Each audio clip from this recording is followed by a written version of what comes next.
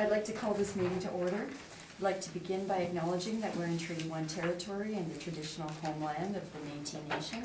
My name is Lynn Nesbitt. I'll be chairing the meeting today. To my left is Lori Davidson, and to her left is Brent McIntyre. Our recording secretary is Katie Sutherland, and our assessor is Jamie Fougere. We'll be hearing applications for revision of the assessment roll in accordance with the Municipal Assessment Act. The matters for which revision is requested have been described in each application and will limit discussion to those matters. The statements that applicants or the assessor make at this hearing are sworn testimony, and anyone speaking to the matters must be sworn in. Be advised that comparisons of assessments of properties are not considered evidence of market value by the Board of Revision. The Board of Revision is appointed annually by Council and is independent of it and the City Administration. It makes its decisions on the basis of the evidence provided at this hearing and issues a written order that will be mailed to all parties as soon as possible. Please note that the Board's decisions with respect to an application may be appealed to the Manitoba Municipal Board if the matter pertains to assessed value or classification, or to the Court of Queen's Bench if the matter pertains to the application of exemptions from taxation. Should you wish to appeal, information on how to do so will be included with the Board's order. With respect to the hearing process, I'll confirm the matters to be addressed with each applicant following the swearing in. We will then have the assessor's testimony, followed by questions that the applicant may have, and then the applicant's testimony, followed by questions. Each side will have an opportunity to summarize if they wish. Once all the evidence about an application has been brought forward, the applicant may leave. The process will repeat for each item on the docket today. The session will close after all the applications have been heard, and the Board will deliberate in private and make its decisions. You'll receive the order by registered mail as soon as possible. As information, all public hearings are live streamed, recorded, and will be part of the public record. And if you have a cell phone turned on, can you please make sure it's set to silent? And David, can you swear parties in, please?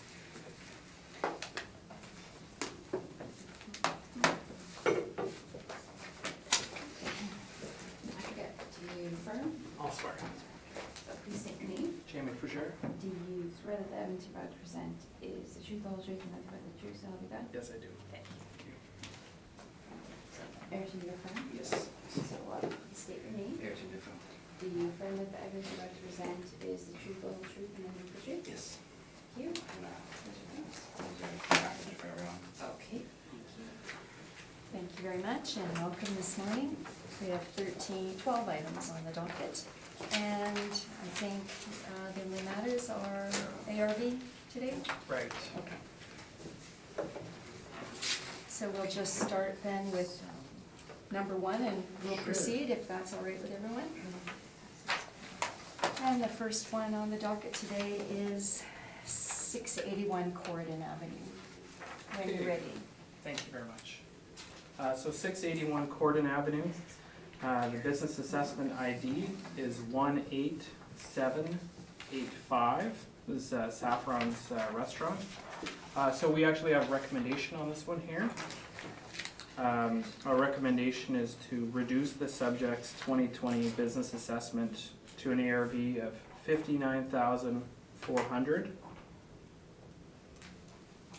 And the basis of that reduction? And the base rent is what we've adjusted here down to $16. We're following an agreement that was set out with the realty appeal. And Mr. Neufeld? Yes, we're in agreement. 16. Okay, so 59,400. Right. Thank you very much.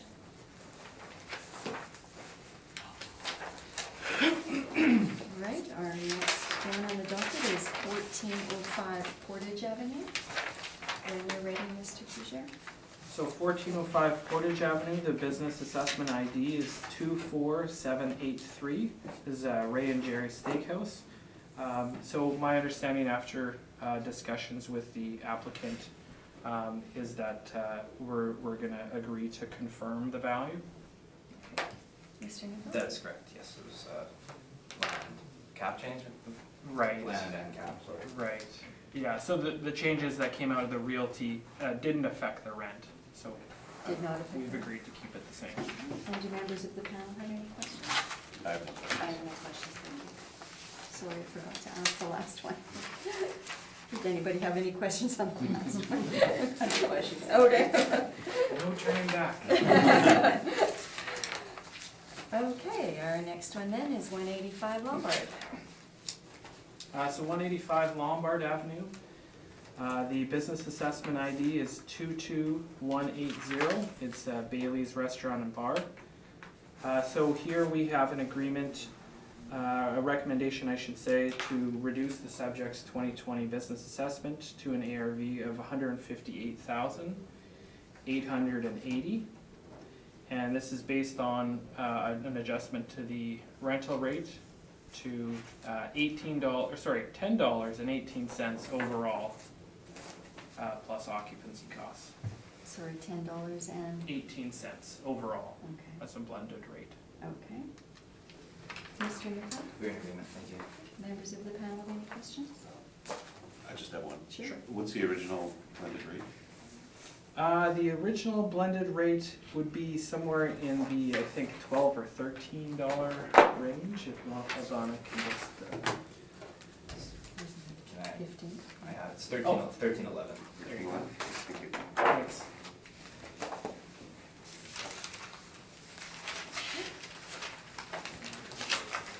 All right, then, moving right along. Our next one is 115 Gary. So yeah, Thank you. they're in packages.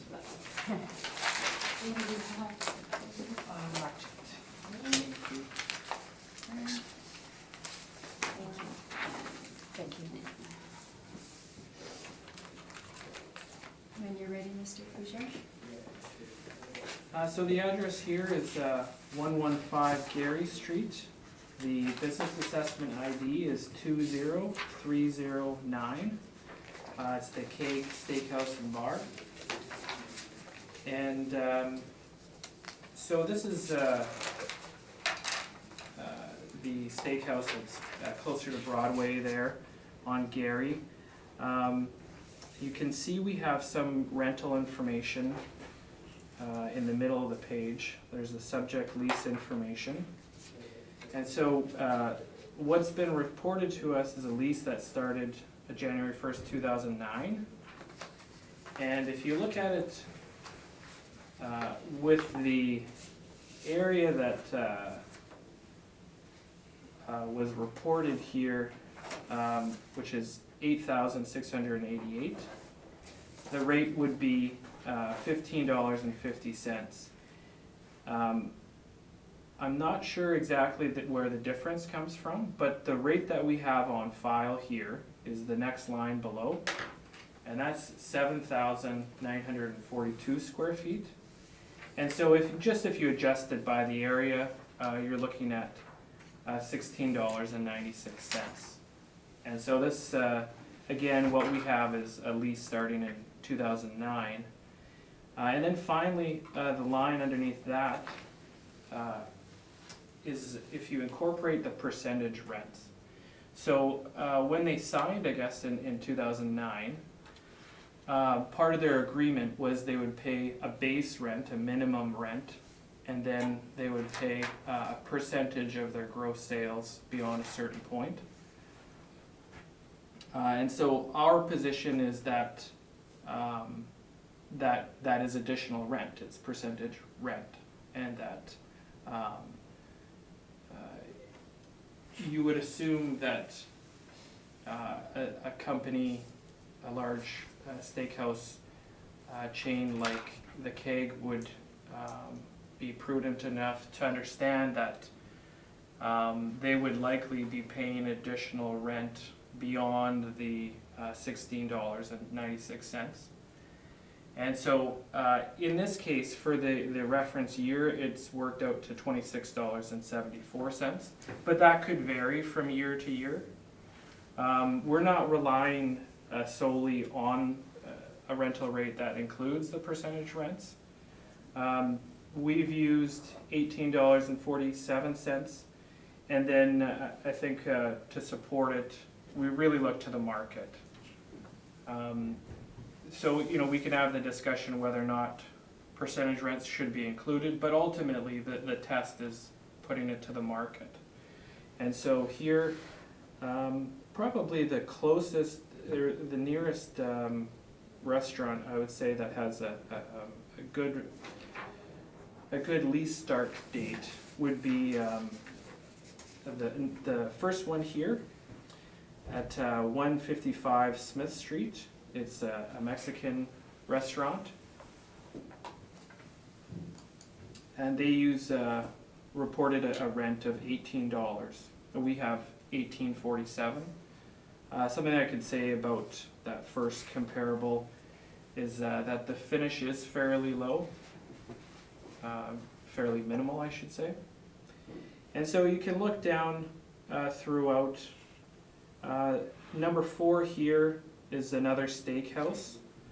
Now that's maybe more of a high-end steakhouse, but you're looking at $23.59 here. So we think that our rate is market at $18.47. So we're seeking confirmation. Thank you. Mr. Newfeld, do you have any questions? Yeah, just a couple, thank you. You indicated that you were using a rate of 1847, which is, sorry, which is not, you're not using the $26 at the percentage rent value. So are you essentially saying that the $26 would be above market rents? It seems that that's a possibility. Okay. And you indicated that there was a base rent of $16.96. Have you reviewed the lease? I have not. You have not, so I guess. Okay. Just based on what's been reported to Okay, us. thank you. Those are my questions. Thank you. Mr. McIntyre, do you have any questions? I have no questions. Ms. Davidson? I have no questions, please. And I have no questions. Mr. Newfeld, your presentation whenever you're ready. Thank you.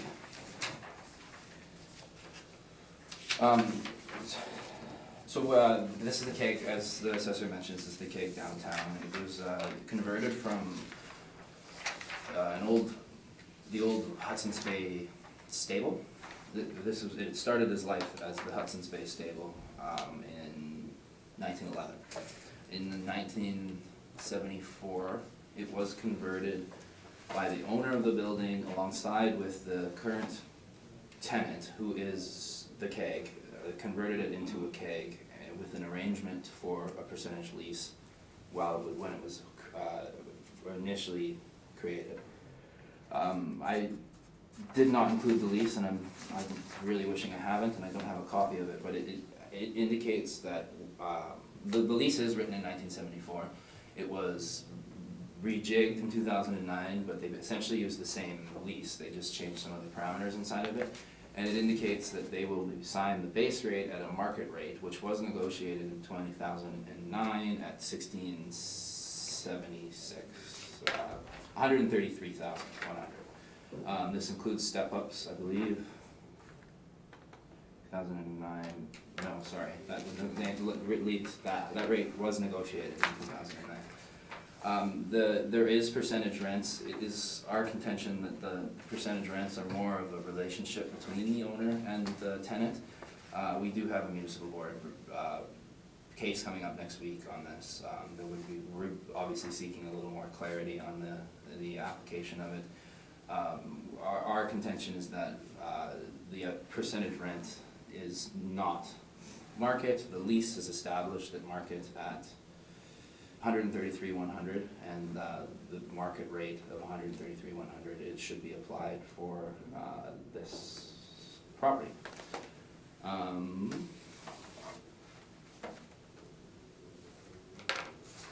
We do have a number of rents that support this.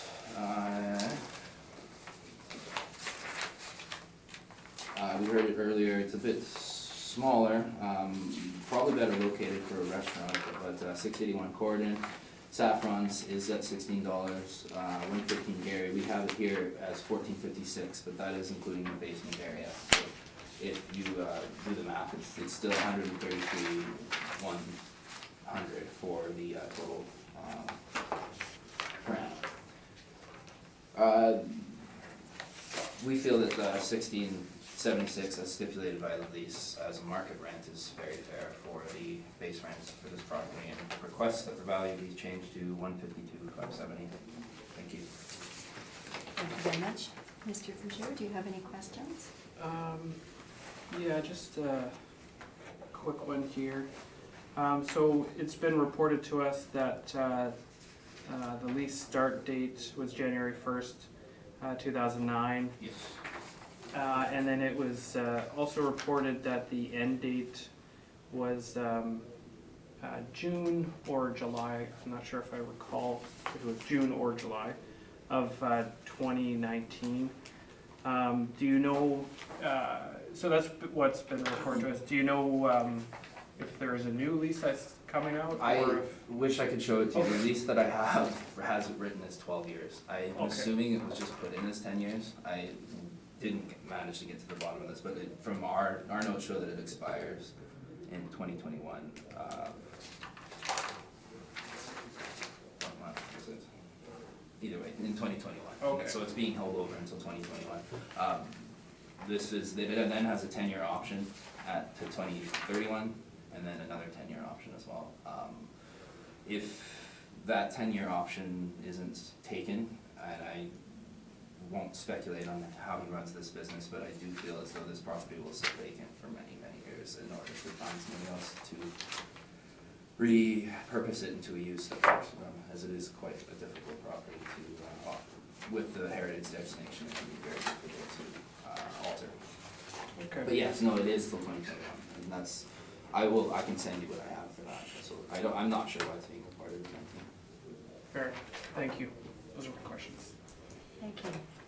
Ms. Davidson, do you have any questions? I do have a question. On page 12 of your brief, Yep.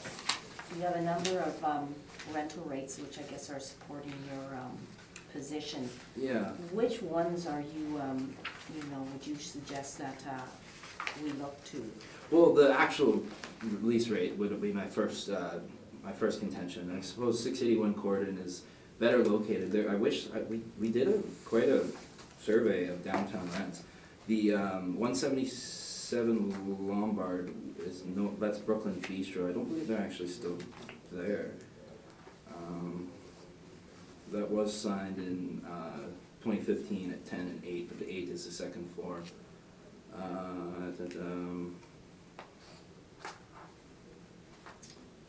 Yeah, I mean, there is 310 Broadway. That's more of a cafe style, and that's closer, but it is smaller and at $16.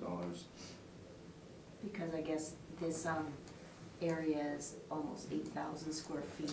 Correct. Yes. And in looking at a lot of these are fairly small. Does Yeah, that there influence the isn't. rate? There, I do not have one of that similar size in the immediate area. No, other than the lease that is in place. So in terms of other kegs, is there any comparability There- to them in terms of their rent? None whatsoever. The other kegs are both owner occupied as well, so there is no rent. But they are much better located with much larger parking. They have about, I want to say 100 and some odd parking stalls in each one. This site has, I think, 6. So we wouldn't, even if those were rented, we wouldn't compare them at all. But they are owner occupied as well. So you're asking us to look to the. To the lease reported that I rent. didn't provide. Right. Okay. Okay, thank you. Thank you. Thank you. Mr. McIntyre? Just one, so the base rent in 2009 is 1676?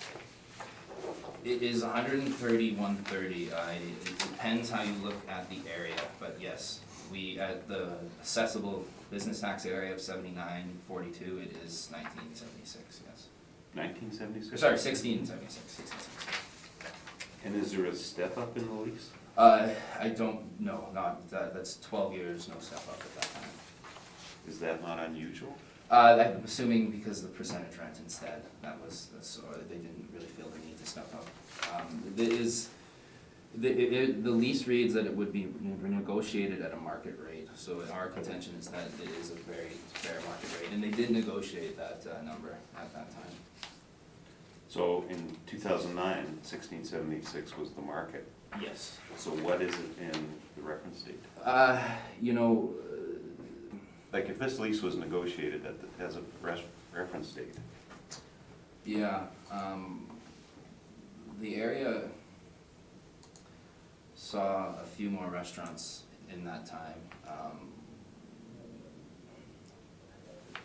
I would still contend that due to its status as a heritage building, it is very difficult to have an alternate use. It would be hard to find somebody else to get in there with their, they wouldn't be, the alterations are difficult, so it makes, when you're signing a lease to get someone in there, you're looking for length, as it is much more feasible to get somebody in there for 10 years when you know that when there is a turnover, a major amount of money that wouldn't really add to the real estate value would need to be spent in order to protect the heritage status, which is the legal necessity, as well as make it usable for another user. So I wouldn't really, my opinion would be that a 10-year lease is somewhat, or very suitable for a property like this. So the market could have changed, but for properties like this, it's not a whole lot of reason to be optimistic on the rent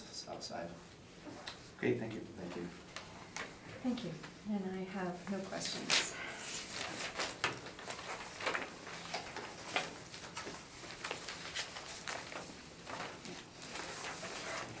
120 King Street. Whenever you're ready. Thank you. So 120 King Street, the business assessment ID is 21582. This is the King's Head Pub and Eatery. The business assessment here actually spans 2 roll numbers. So if you're looking here, 2 realty roll numbers, I should say, in the subject premise IDs. Here we have 2 different addresses, 120 King and 124 King. And so there's 3 premises on each of them. Excuse me. The basement, main floor, and the second floor. And so as a result of the realty hearings where we had recommendations on both of those properties, we also have a recommendation here to apply to the business assessment. And so our recommendation is to reduce the subject's 2020 business assessment to an ARV of $136,380. And I don't think I have the overall blended rate that we've used. Like I said, there is 6 premises in total. So, I mean, I could try to work that back, but unfortunately I didn't bring my calculation with me. And especially in a case like this, it would have been nice to have. Because you may notice here that the 4th premise down does not effectively have heating, electricity, water, or air conditioning for occupancy costs. And then the 2nd premise in does not have air conditioning. And so we've kept those exceptions there for the occupancy costs. Otherwise, you could calculate it from a overall blended rate. Regardless, we've made the recommendation of $136,380. Okay, and do you know what the blended ARV rate is now, or just, no? No, that's okay, if you don't have it, that's fine. I don't have it. Okay. I'm sorry. That's fine. Mr. Newfeld? We're in agreement. I do have, I mean, I wouldn't say arbitrary, but the reverse calculation that we sort of made. I don't know if you want me to share it, yeah. If the panel's interested in looking at it, yeah. I think this is exactly the same. Yeah, thank you very much. Thank you. So we are in agreement. That was just a difference in rounding, but that's quite all right. And I can confirm that when I reviewed our information at the office, that these were the rates that were applied, so you can rely on that. As Mr. Newfeld points out, that's just a small difference in the rounding. Mr. McIntyre, any questions? I have no questions. Ms. Davidson? I have no questions either, thank you. And I have no questions. Thank you.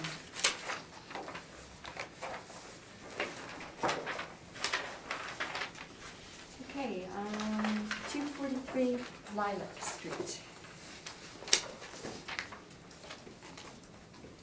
So 243 Lilac Street. Thank you. Thanks, Kate. Thank you. The business assessment ID is 21663. This is Cafe Carlo. And so it's just a building or two in from Corden Avenue at Lilac there. And so we've used a base rental rate of $16.59. This property is now owner occupied, but previously it wasn't. So I believe basically the tenant purchased it, I think in 2016 or 17. And their previous lease agreement that was in place was $16.50. And that was signed in 2012. So here we're looking at about a 9-cent increase from the 2012 lease that was in place. Now that is a bit historical at this point. So we do have some comparables down Osborne and Corden here, because like I say, this is effectively on the Corden strip. Like I say, it is a building in.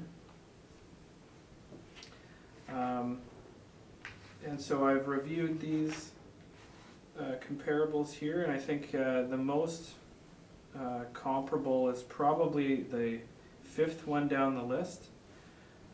We have a rental rate of $16.74.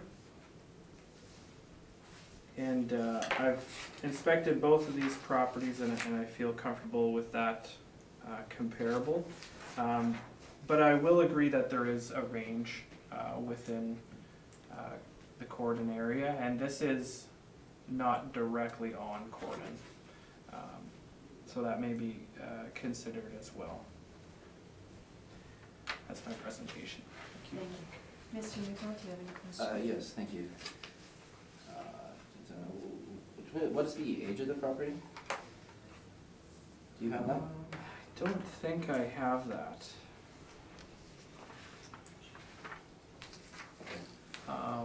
I would speculate at least that it's not, say, a century old. I would think that it's probably closer to 50s, 60s, 70s. I don't actually have that information with me though. Okay, and you mentioned it was on the Corden strip. So you that, just so that we're clear on the same thing. Adjacent. Is that, but the Corden strip would be like where the centralized a lot of restaurants are? And that's what we're talking about by the Corden strip, right? Is that fair to say? Yeah, I think this is sort of nearing the end of Okay. the more iconic or popular parts of Corden. But nearing the end is what you said, so it's near the edge of that, okay, great. And is there any parking? There's a couple spots behind, but otherwise there isn't really any parking. I guess you don't have a picture. How do they access those spots behind the building? Through the rear, there's a back alley behind, and like I say, I think maybe 2 spots basically to the rear of the building is my recollection. Okay. And the 1650 you mentioned was the previous lease, correct? Previously. And are you aware that included the kitchen equipment with it as well? I'm not aware of specific clauses of the lease. Okay, thank you. Those are my questions. Thank you. Mr. McIntyre, do you have any questions? I have no questions. Ms. Davidson? I just have a question. You indicated number 5 comp was probably the best. Right. What is that? So these are all restaurants that I've Right. included. What's the name of the one at 619? So we do tend to prefer not to say the name, but if you'd like, I can provide it. It's a burger joint, a locally owned burger joint on the Cordon Strip. Okay, that's good.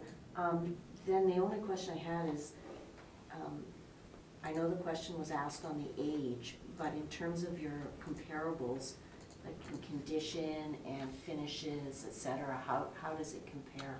Well, I would say that number 5, it's a similar finish. Number 4, also likewise probably a similar finish. I haven't been to that particular property in a couple of years, number 4.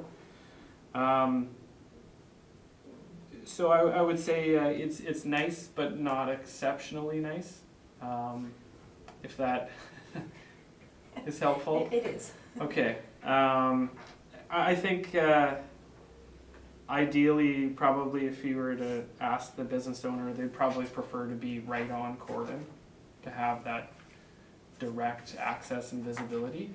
But it's just across the street from the French bakery, and I think there is some knowledge and walking traffic in the area still. But that's sort of how I would contrast it, is maybe they're not directly on Cordon. Okay, thank you. Thank you very much. And I have no other questions. Just a quick follow-up question, if that's okay? Absolutely. There's the burger joint that was mentioned, it is bright blue and colorful, but in 2017, that was renovations that were done on it. Is that not correct? I don't have that information. Well, it wasn't bright blue and colorful before 2017. Are you aware of that? I'm not aware. Okay. I won't dispute nor confirm that information. Mr. Neufeld, your presentation. Thank you. I wonder what we're talking about. The rent that we're applying is $15, and I will get into that. If you go to my page 2, first off, our notes indicate that this was built in 1928. Based on the kind of the drawings of the parcels here on page 2, that is somewhat reasonable. If you look, or that's reasonable to assume. If you look at subjects parking, it can't be accessed other than through the 2 of the 3 neighbors. So there's no actual legal access to this site. They would still have grandfathered access, and they would still be able to put 1 car and their bin there.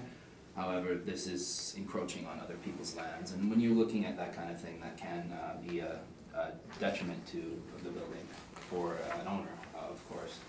The 1650 was a previous lease. It was negotiated in 2012, and I don't have the exact date, but it was subsequently purchased from that person, from that tenant, from that previous owner.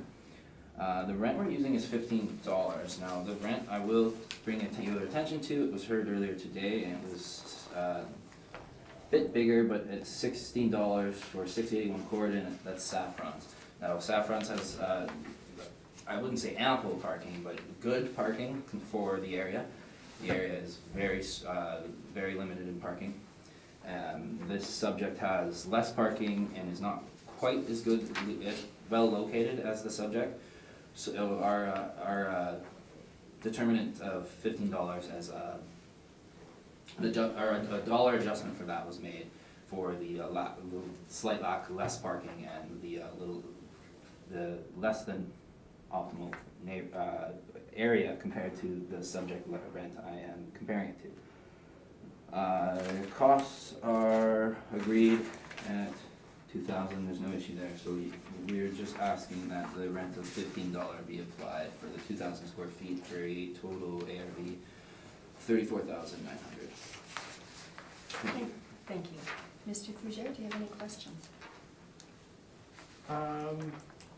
No questions, thank you. Ms. Davidson? How old is Saffron's, the building?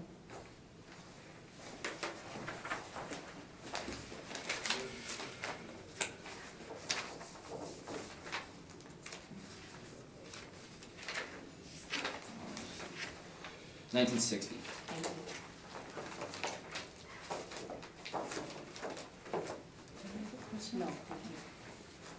Mr. McIntyre?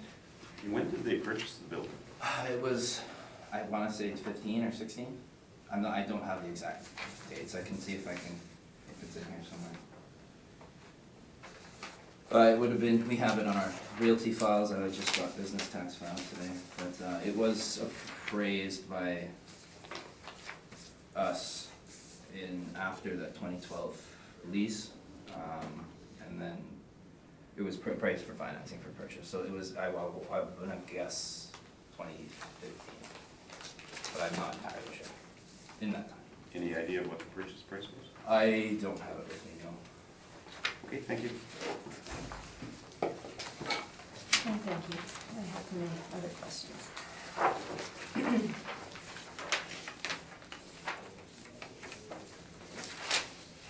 1500 Pembina Highway.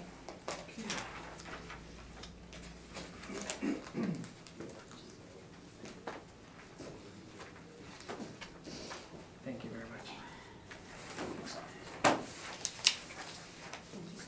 Thanks.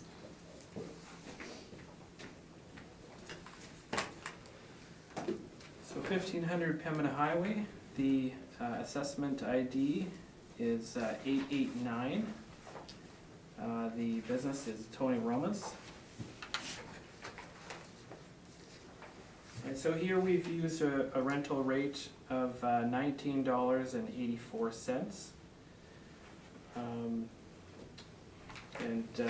you can see our comparables at the bottom here. Tried to stick to Pembina Highway. And they range from $19.80 up to $25. I think probably the $19.80 is probably one of the better comparables that I have here. That's close to Bishop Grand in that comparable. And the lease that we have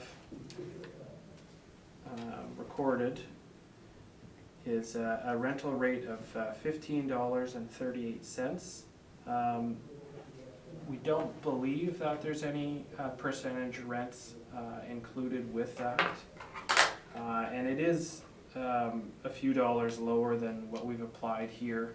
But this is model generated, and the test is to look to the market. And that's what we're looking for is the market rate at the reference date. And we believe that 1984 is supported. I know that last cycle, just in broad terms, we were fairly close with a total annual rental value to the annual rental value that we have here today. And that was an agreement that we had made. So it's a modest increase, so we're satisfied that this meets market. Thank you. Thank you. Mr. Newfield? Yes, thank you. You indicated that last year there was an agreement for this property. Correct. What was the original assessment there? It was, per square foot, what was it originally assessed as? I don't recall, maybe 23, 24, Okay. something in that range perhaps. And you brought forward here a lease that was signed in 2017, and it was reported at 1538, and you said there was, to your knowledge, no percentage rents either, correct? Is that Correct. in saying? Is there any reason to believe that this wouldn't be signed at a market rate when it was negotiated between the owner and the tenant? I don't have any specific reason to believe, except that part of preparation for this hearing is to test the market and look to see restaurant rental rates that were available in and around the reference date, and it appears to be lower than what I've come across. Okay, well then, 800 Pembina, that's, sorry, I'll start with 580, would that be Confusion Corner? I'm kind of guessing here, but, Not quite. Not quite, That's yeah. No, 'cause that's further basically Grant and Pembina across the way. okay, so that would be, is that the Papa John's or the, one of that No, property? no, it's across the street on the other side. Oh, okay, from so Papa John's. I know what it is. I'm sure we all know. No, I don't mean to be, I don't mean to be No, coy, you yeah, know. I know, I don't really wanna make you say the words, it's a decent policy not to be telling everybody what everyone's renting at. Yeah, Um, it's a family-oriented, sit-down restaurant, if that helps. Okay. 1941, a bit closer, can you give us any more information on that one? That's on the west side of Pembina, just north of Bishop. Is it in a hotel? No, it is not. There's a few buildings there. I think there's one that's a nightclub that's perennially changing. This was a restaurant that has gone through some different businesses over the last 20 years or so. Okay. And then 2065, I think you can say this one, that's Applebee's, right? Since you said the name, that is Applebee's. Yeah, okay, I gotta get one right. I feel like Applebee's wouldn't mind, that's okay. Okay, those are my questions, thank you. Thank you. Mr. McIntyre, do you have any questions? I have no questions. Ms. I Davidson? have no questions either. Mr. Lethal? Thank you.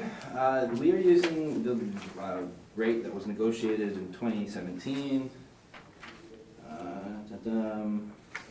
Instead of showing you my math, the assessor does also have the same reported rate.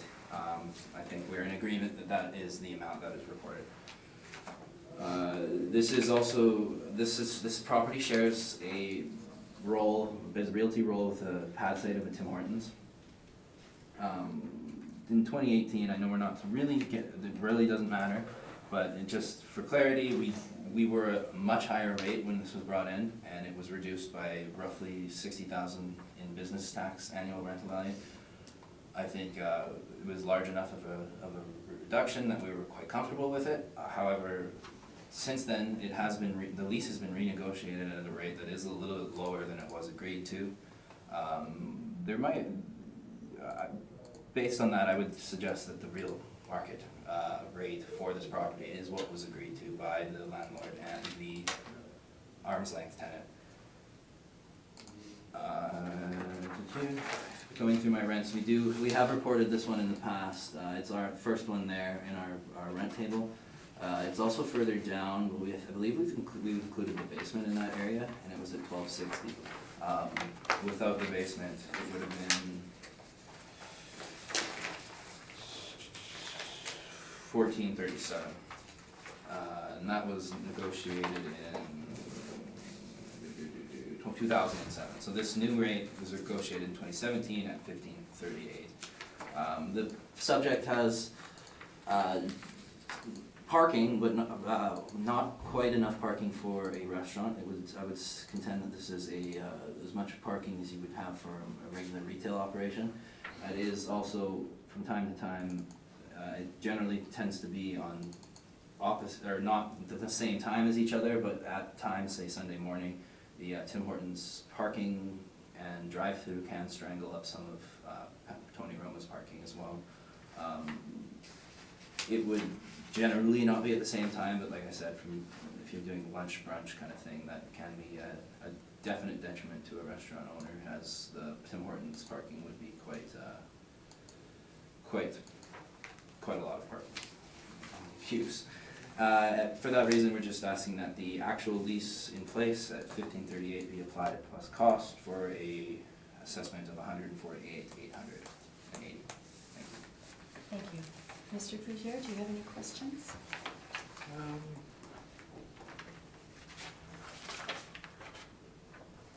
Did you happen to bring in the lease for Tony Roma's? No, I didn't. Okay. Okay, that's fair. Those are my questions. Ms. Davidson? I have no questions, thank you. Mr. McIntyre? Just one question on page 4 of your brief. The Tim Hortons lease is expired.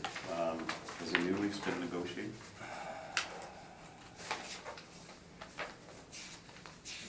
It is. The mailer on page 3 is indicating it goes from 1999 to 2019. I'm assuming it's actually a 20-year land lease, actually. I'm not sure how that was recorded in there like that. Yeah, likely would have been a calculation made from the total amount that they were earning. The Tim Hortons, I would ask that you just completely disregard that Tim Hortons rent. That's not,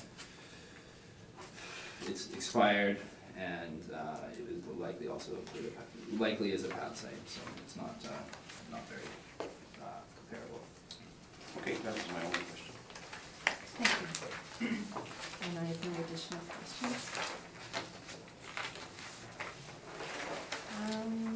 1049 Pembina Highway.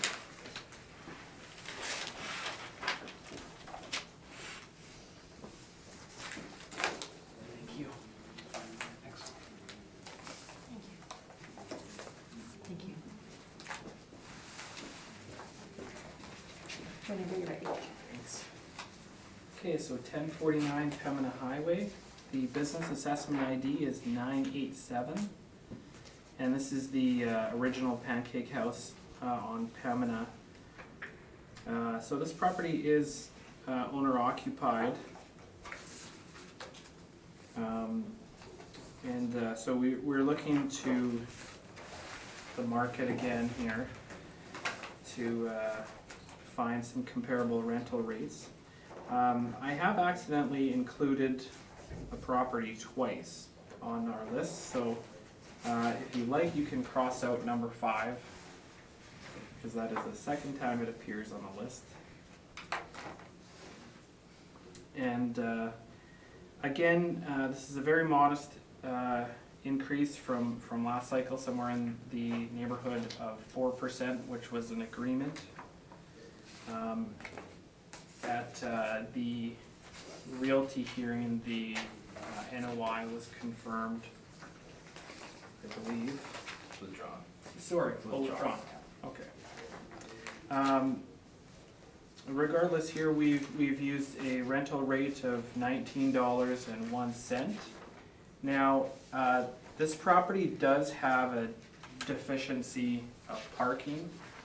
Don't know if you would like to do this, but you can see an overhead view of the property, page 2 of the applicant's brief, if that's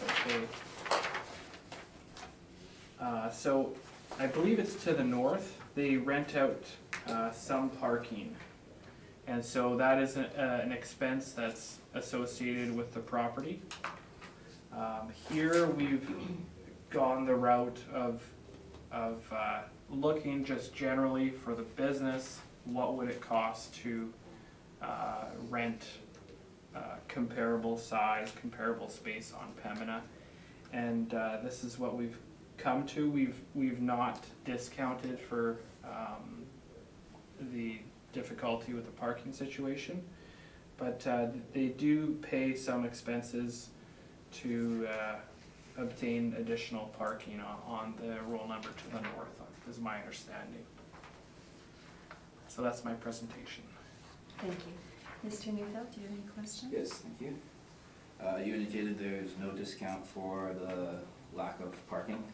We have not applied a discount for the business assessment. Have you reviewed how the realty assessment was created for this? My understanding is that an amount that was associated with additional parking costs, the cost to rent nearby parking spots, was deducted from the income stream as sort of a negative adjustment of additional income. And that's how it was expressed through the realty. So they applied a model rent, and then there was essentially a negative land adjustment, if that makes some sense to explain it? Yeah, you could explain that Yeah. way. Yeah. So are you aware that the argument essentially was that had they had this parking, the model rent would be appropriate? Correct. So in this business assessment, it's still being assessed as a model rent without this parking now? As though it's a normal restaurant business on Pembina with sufficient parking. Okay. Those are my questions, thank you. Thank you. Mr. McIntyre? If I turn to page 2 of the appellant's brief, since it's been introduced, what's the seating capacity of this restaurant? I don't know specifically. Because if I look at this picture on the top picture, it looks like there's a sufficient parking available. In this picture, it looks as though there is sufficient parking. I don't have any more information about the exact rate or the agreement. I was looking for the agreement for parking within our system, and I was not able to find it, at least within time for the hearing. So the specific nature and how many spots, for example, they're renting, I don't have that information. Because And certainly, we've not adjusted for it in this case. okay, because when I look at the square footage of the restaurant, the footprint is not that big at 4,700 square feet. Right, and I think likely also in Mr. Neufeld's brief, I think we can find the parking requirement as well.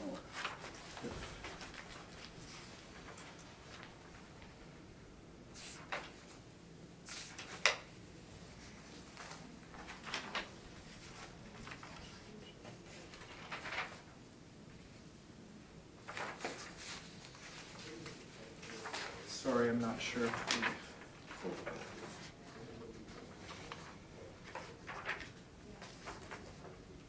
Actually, I don't think we have the Parking requirements? specific parking requirements.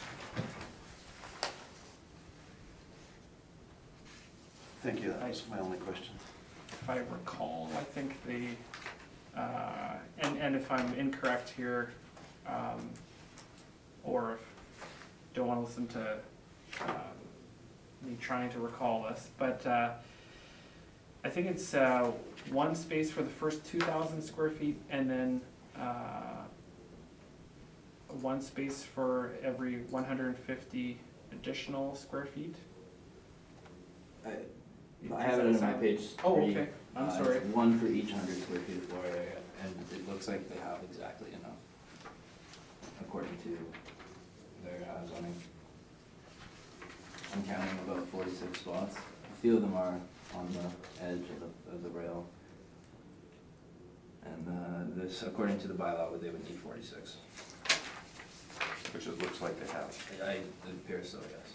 Okay, thank you. Ms. Davidson? I have no questions, thank you. Mr. Murphy? Thank you. So Mr. McIntyre forced me to count. I never actually counted the spots here, but it looks as though they do. I didn't force you. Well, I didn't force you to, sorry, you're right, it's my mistake. Didn't mean to say it that way, but I did count. It appears as though they do meet the parking requirements. The concept behind this was that they always had to rent some from the Pemby next door. Our argument has always been that the model generated amount, it is, if they require the additional parking for their operation, with that additional parking, they can get model rents. This was recognized through case management, and it appears as though it was assessed that way in the realty. Once we reviewed it, we realized it was done in 2020. General assessment was done with that negative land adjustment, so we just withdrew the property. It was to our satisfaction. However, the $19 was still a rate, as has been discussed here today, for a site with including the parking it has to rent. So looking at this, the math was that the adjustment was about 27% of the total assessment. I didn't bring how it was created out of there. It was withdrawn. Based on that, I would think that we would look looking at a market little lower than, considering that they do need to rent parking from the neighbor next door. I chose a rate of 15. It was the same I chose for Cafe Carlo. Basically, the logic being it's a bit bigger for economies of scale, more parking. Obviously, they have. I would contend not enough for a restaurant. They would still generally most restaurants will have over and above the 100 per 100 square feet, or 1 per 100 square feet, 1 spot per 100 square feet. However, this is not really as well located as a restaurant would be in Corridon, and again, for economies of scale, I felt the $15 was very fair. We have the 1538 down the street. Would probably be a bit better located. I would argue this pocket of Pembina tends to be quite in a transitional area. I don't think you're going to see many redevelopments other than potentially apartments on this strip for quite some time. There is not a whole lot of retail or restaurants activity happening that would make anyone optimistic about moving into the area. The building was built in 1953 and it requires additional parking than it does have, and for that reason I would request the rent be applied at $15 for a total ARV of $81,860. Thank you very much. Mr. Fouger? No questions, thank you. Ms. Davidson? No questions, thank you. Mr. McIntyre? I have no question.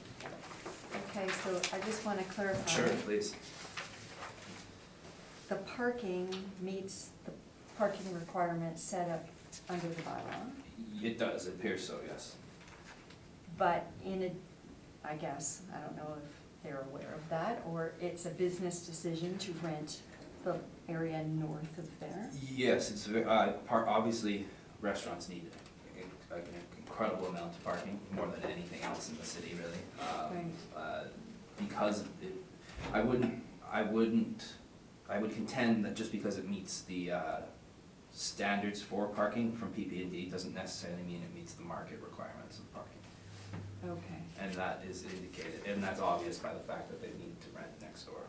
And it is something that has been recognized by. So the realty reflected that? The with realty, discount, yes. And the business does not? The business does not, and the rent is the same on both. And we'd always argued a lower rent because of the lower parking. We had an agreement to do it this way, and it made some sense because our thought was that if it had this parking, it would be able to get these rents, and that was the agreement the assessor and I came through. I would just argue though that for business tax, there's no adjustment for that, and it is still the rental value that is affected by that lack of parking. Okay. Thank you very much. So that concludes 10:49 Pamela. Do we need to take a few minute break, or does everybody want to carry on? We have one more, So, and it may be a little bit more straightforward Yeah. than some of these. I'm okay with going, it's up to you. It's up to the panel. Okay, well, we'll just carry on. 2034 McGilvery. So 2034 McGilvery Boulevard, the business assessment ID is 35051. This is the Keg Steakhouse. Mr. Neufeld and I have spoken. I think we're in agreement to have it confirmed. That is correct. And just for clarity, that was the realty had a land adjustment, if that's not correct. I believe so. Can you explain that, please? So, because, and as we're talking about all this parking that these restaurant businesses require, they sit on very large sites. And so, with the with the land model, if you have a very large site, the value of the land can surpass the value of the income generated from the property.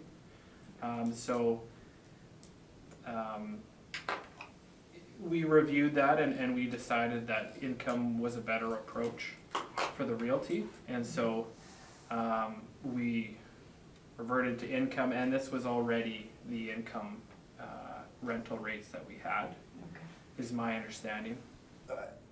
That was, I think 1405 for sure, but this one had, I don't know, wouldn't say the land value was higher than the income value for this, was it? I'm not entirely sure on the specific file. From my understanding is, yeah, that's okay. From my understanding, it was that there was an excess land. Okay, that could create be. on this, as well as Yeah. the other keg, and either the Right. assessor or the panel felt it fair that the $38 rent be attributed to that parking. So there wasn't, the rent was how it was dealt with. Right. And it wasn't changed. Right. And that's why the business would, if it's following through, would be fair and equitable, because Okay. based on that. Does the panel have any questions on this one? No questions, No. thank you. No questions? That, Okay. that's fair to say, I think that's, Yeah. I think you might have met 1405, if I'm not, like that one. You know, I unfortunately, because we were in agreement, I didn't- put you on the spot. I didn't, no, that's okay. I didn't quite get it maybe entirely straight, Okay. but, All right, so we'll move to 2553 Portage Avenue. so 2553 Portage Avenue is the other keg here. And the business assessment ID is 30921. And suffice it to say, it was similar nature as the property we just discussed, where land or excess land played some overriding contribution to the value that was for the realty. And then when that was removed, the rental rate that we had baked into the calculation was satisfactory for both parties. So we're seeking to confirm it. Okay. And- Mr. Niff, have any comments on that? No, that's just the same as the last one, yeah. Members of the panel? No questions. No question.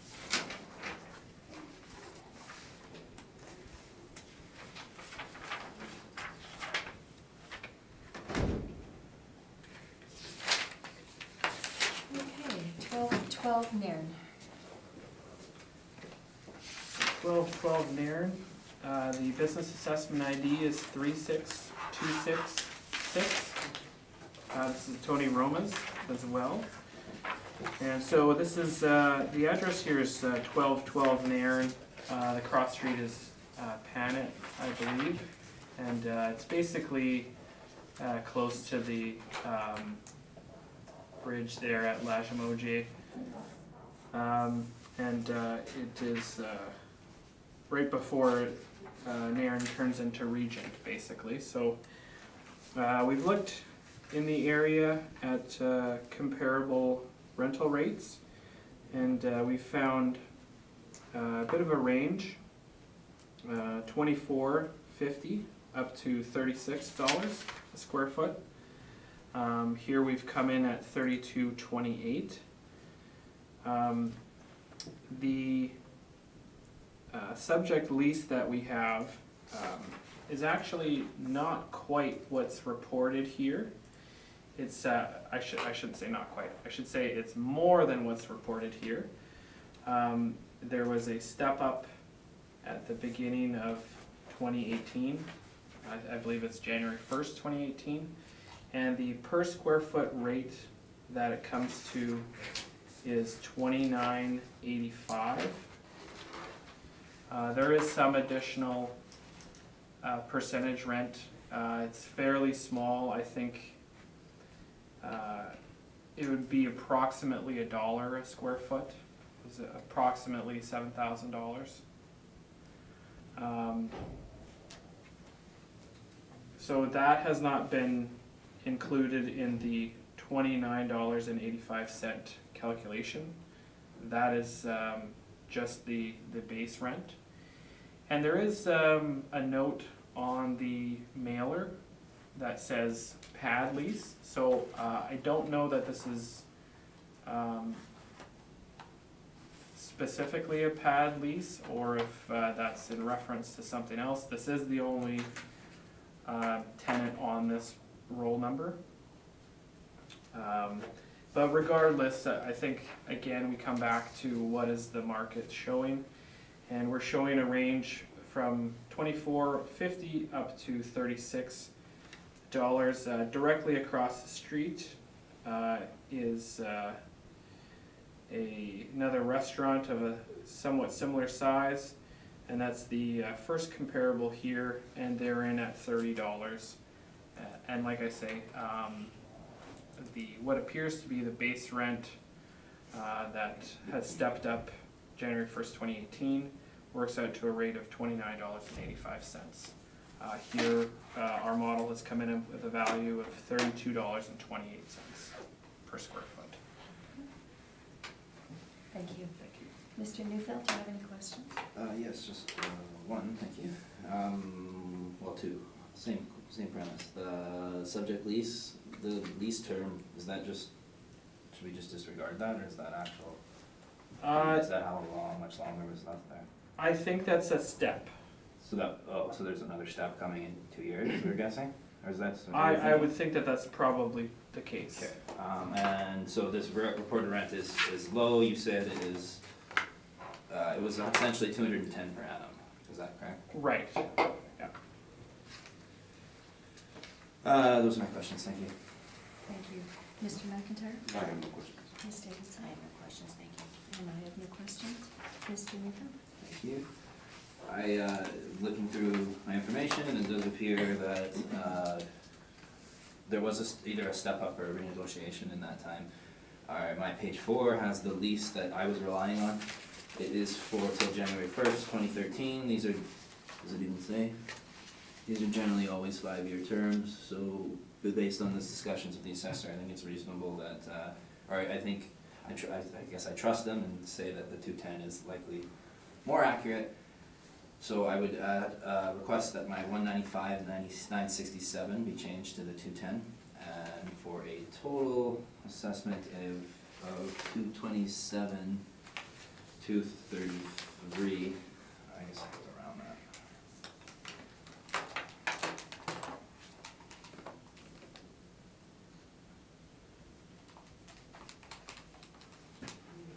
Rounded to. That's right. And can it end in a 2? No. No. It should Ends in a be. 0. Yeah. Yeah, it should be a multiple of 20. Okay. If I have enough light here, I can try to do it on the calculator. Actually, there, that should do.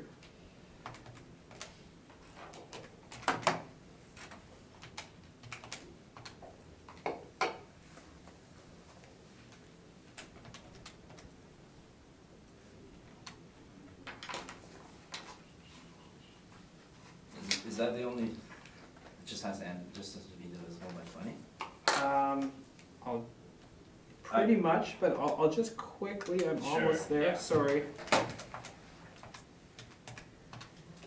So it would be 227,220. Yeah. Okay. So that's what I. As a total? Right. 227, 220? Right. Yeah, and that's using the base rent for this site. Subject property is the Tony Roma's. Newer built than the last one we heard. We don't know if it's actually a pad site. It seems a little high for a pad site, but. I would agree with that Yeah, premise okay, that as a pad site, it seems to be high. Then we'll leave it at that. Subject has, it's a bit cut off, but I would likely say it has ample parking considering it's newer and was built that way. The configuration is a little strange, but I'm assuming that's in order to be in line with Nairn for the visibility. So I wouldn't really say that that's a negative determinant. The new lease rate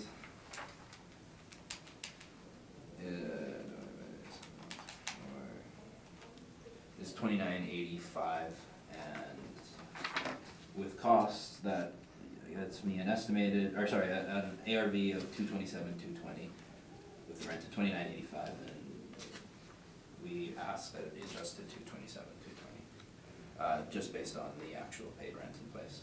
Thank you. Thank you. Mr. Foucher, do you have any questions? Just quickly, are you aware that there is some percentage rent as well? Yeah, I think my contention is this would be a good reason that you generally ignore these. $7,000, and that's what you indicated, right? It was about $7,000. Approximately 7,000. You're, by assessing the percentage rent, you're essentially assessing its management capabilities. I would think that this is something that needs to be argued at the municipal board very thoroughly, in order for a panel to make a obvious choice, but our contention is that by adding a percentage rent to restaurants, you're essentially taxing their management capabilities. This one, the percentage rent is negligible, and that is, I would ask that it would be ignored. Okay, thank you. Those are my questions. Thank you. Ms. Davidson, do you have any questions? I have no questions, thank you. Mr. I Knight? have no questions. Okay, and our final property on our roll, 656 St. James Street. Okay. So the address here is 656 St. James Street. The business assessment ID is 21391. And the business name is Tony Romas. And I believe in this case here, we're happy to agree to the value that we have, the assessment that's already gone out. If that. Yes, You're in sorry, agreement we're with that? asking, yes, yes, we are in agreement with it. We will have to be asked, seeking Requesting confirmation. confirmation. Okay. Members of the panel, any questions? No questions. And before we finish, is there any need for summary on anything? No, I think we went through it all, thank you. Okay, well, thank you very much. I appreciate your time today. Thank you.